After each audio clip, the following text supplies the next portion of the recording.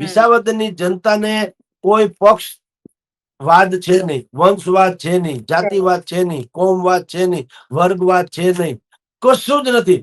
જે ખેડૂતનો એ અમારો, ધેટ્સ ઓલ. આપણો કોણ? ત્યાં કિમલોપે જીતું, જનતા દળે જીતું, અપક્ષે જીતું, આમ આદમી જીતી, કોંગ્રેસ જીતું, ભાજપ જીતું, જીપીપી જીતું. ત્યાં બેનર ગમે તે હોય, ચહેરો ગમે તે હોય, એક મુદ્દાનો કાર્યક્રમ છે. માથે ફાળિયું બાંધીને જે ખેડૂતના હિતની વાત કરે અને ખરા અર્થમાં લડી લે, એનો જ ન્યા ધડો થાય એમ છે. બાકી ગમે એટલા લોકો હોય, આણંદો કે પરમાણદાને માણહે માણહે ફેર, એક લાખો દેતા ન મળે ને એક તાંબિયાના 13, એ ગમે એટલા ઉતારે, કાંઈ ફેર ના પડે. એની જનતા, વિસાવદરના મતદારો, મને તો એમ લાગે છે કે આખા ગુજરાતમાં આ વિસાવદરના મતદારનું મોડેલ જે છે ને એ જવું જોઈએ.